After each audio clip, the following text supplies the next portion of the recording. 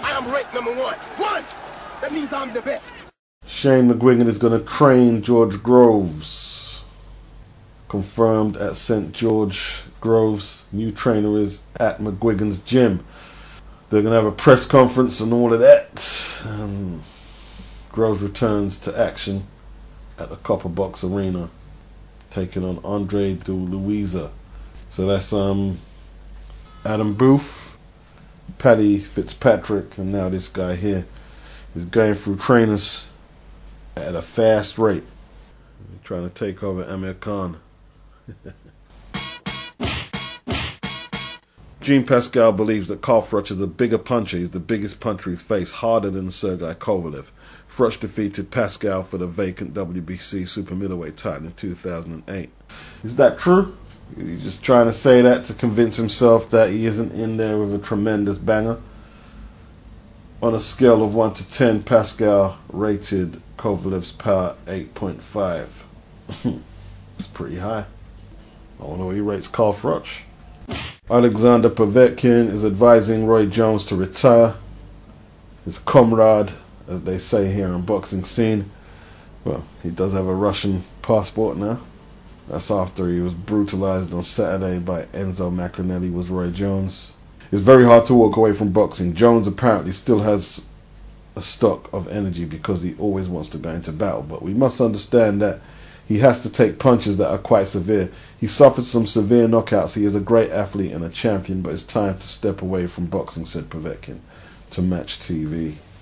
Dillian Whyte is having surgery for an injured shoulder. He claimed the injury crippled him in the second fight and that he would have stopped Anthony Joshua in the second had the shoulder not went out on him. That's what he claims. Jonathan Banks, something similar. But he said Dillian will not say that because he doesn't want to look like he's making excuses, but now Dillian's coming out and citing the shoulder as a reason for why he lost the fight. There you go. Ricky Burns wants to take on Yvonne Mendy, who took Luke Campbell's unbeaten record on Saturday on the Bad Intentions card. He wants to upstage Luke, no doubt, but that won't be an easy fight for him, in my opinion. It won't be easy at all. Danny Jacobs said he'll be paying close attention to Andy Lee and Billy Joe Saunders when the two go at it this weekend, Saturday in Manchester, England. The winner will become leading candidates to face Jacobs. Jacobs expects Saunders to take out his mandatory. He believes Andy is the longer fighter. He'll be able to get his jab off a little bit more, and Saunders may have to find a way to get inside. He says Saunders has fast hands and he's also talented. It's just going to be a great matchup. He's looking forward to it. He thinks Andy Lee is the stronger of the two. Both are southpaws, and ultimately Lee's experience coupled in with the length and the strength should achieve victory for him on Saturday. Listening to Carsino today, he says that Danny Jacobs wants $3 million to fight Golovkin. It's a lot of dough. It's a lot of dough. Is he pricing himself out of the fight? Looks like it. Apparently Frank Warren wants to match up his unbeaten light welterweight Jack Catterall with Adrian Broner. He takes on Mexico's Joe Nunes does Catterall live on Box Nation on the undercard of Lee and Saunders. And Frank Warren says they don't mind traveling to America to get the fight done. Frank Warren says he doesn't believe Broner is the fighter that Broner thinks he is, and that Catterall can do it. I don't remember much of Catterall. I'll have to look a little more. 13 victories, 8 stoppages, so I'm not sure. Louis King Kong Ortiz, who has a rich amateur pedigree, undefeated as a pro. Combination of speed, power, and southpaw stance. The jab is nice also. He says he's 100% ready for Bryant Jennings on Saturday. This is what he told Boxing Scene. He said he's preparing for this fight like his career is on the line. Apparently, Ortiz was prepared for this matchup to take place 2 months ago. That's why he agreed to appear on the undercard of the pay-per-view telecast topped by Golovkin and David Lemieux. Ortiz, whose opponent on that bill, wasn't up to much, did impress, looked very good. And Jennings, credit due to him, has took the fight. Jennings and Ortiz is the last fight of the year from HBO. And it's a good way to end. It's definitely a good way to end. David Haye's coming back on the 16th of January at the O2 Arena in South London against Mark Demori. He has been granted a promoter's license by the British Boxing Board of Control. So he is the promoter of the show. He struck a deal with Steve Goodwin and Goodwin Boxing, who will provide the undercard for the event. He's obviously got his boxer's license back, and he is now working with the Salter brothers, who run an entertainment, media and marketing company. And he will have Shane McGuigan in his corner, who is his new trainer, Barry McGuigan's son. So, if you didn't know, now you know.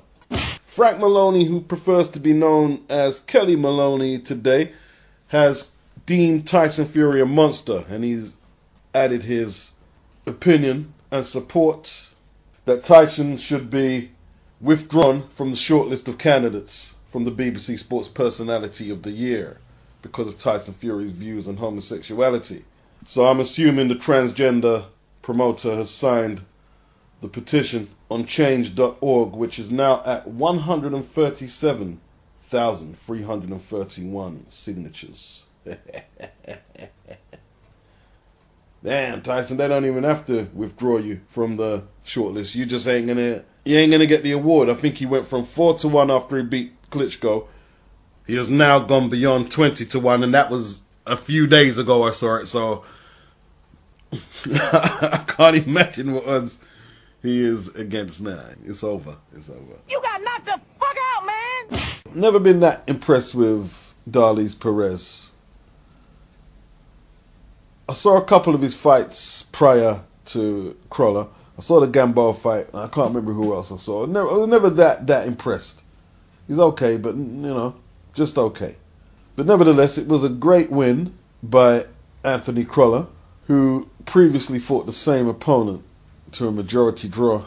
But Crolla did his thing, and I'm not sure, though. I'm not sure if Crolla should take the Ismael Barroso fight after watching Barroso just dismantle Kevin Mitchell. Barroso is the mandatory. Now he's won that interim title, that vacant interim title. Crolla must face Barroso in his first defense after winning the title from Darlis Perez. Barroso's promoter, Greg Cohen, feels his man has announced himself as a force in the division, and they are concerned they may have struck fear into Crolla. Kevin Mitchell was very close to taking apart Jorge Linares in his previous fight before the Barroso encounter, but Barroso dominated Kevin Mitchell and proved that he can fight too. It wasn't just a stoppage. He dominated the guy. Power, keeps range, aggressive, but he keeps range with the shots.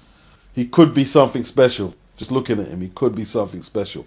Boxing is not bodybuilding or nothing like that, and you can never judge really by physiques per se.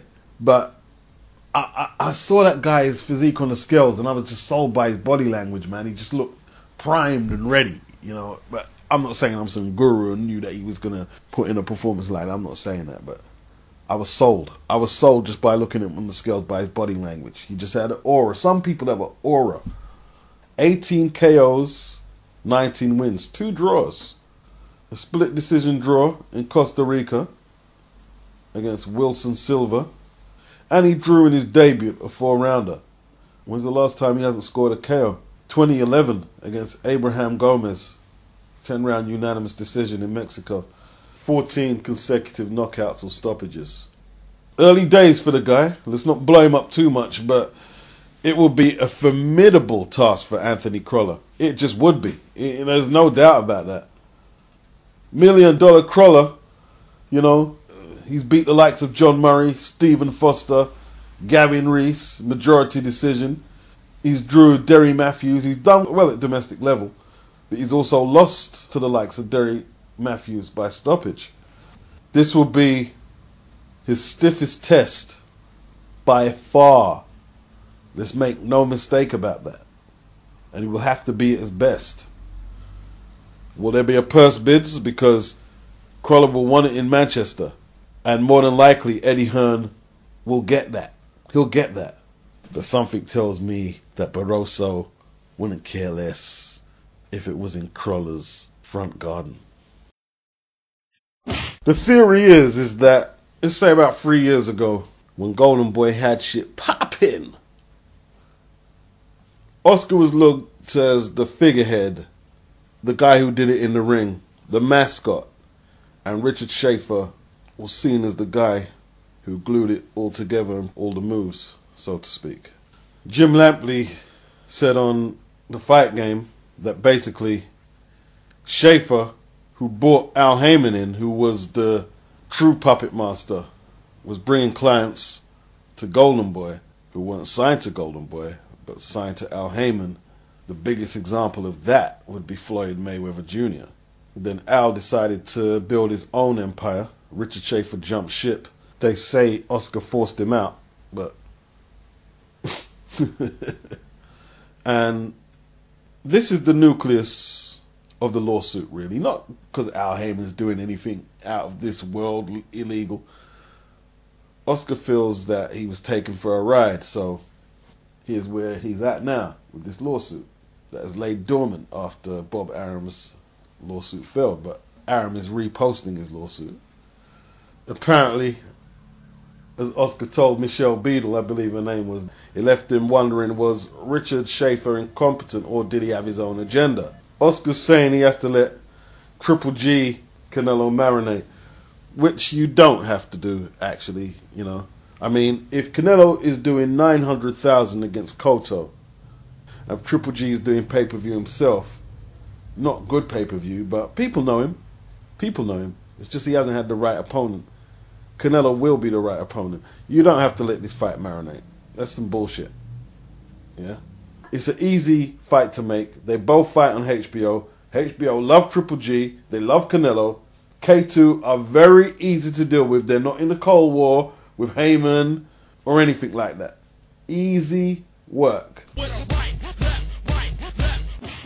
Derek Chisora, he thinks he can become the first man to defeat Anthony Joshua if the pair are matched to fight at London's O2 Arena on April the 9th, 2016.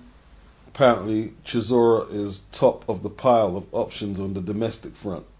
The British title will be at stake. That will be Anthony Joshua's first defense.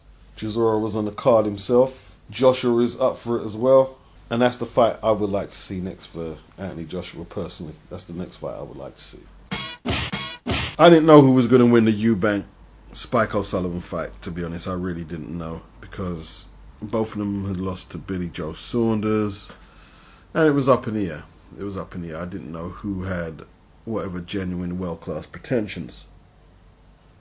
Going into the Saunders fight for Eubank, I would have had Eubank ahead of Saunders and ahead of Spike O'Sullivan. He's proved he's better than Spike. He lost a razor-sharp decision to Billy Joe Saunders. And I always said I wanted to see Chris Eubank Jr. fight Nick Blackwell, who is currently the British champion. He beat John Ryder for the vacant title earlier this year, and he's defended twice. He's also lost to Billy Joe Saunders, as I stated. He lost in the Ukraine to the experienced Maxim Bursak, who took Martin Murray 12 rounds. And he also lost to Martin Murray as Nick Blackwell. He retired in 5. And I think he would be a good opponent for Chris Eubank. He said he beat Chris Eubank up in sparring in their most recent sparring session. They've had a few sparring sessions, that's what he said. Ronnie Davis said, you two are not fighting until it's for big money and a big title. He said he felt Eubank wasn't very strong physically, but he was very sharp and snappy, and he's improved since. One more defense of that British title will secure the Lonsdale belt for Nick Blackwell. So we'll see what developments happen there. There's a few guys in Britain who want Eubank Senior. It's become a bit of a target.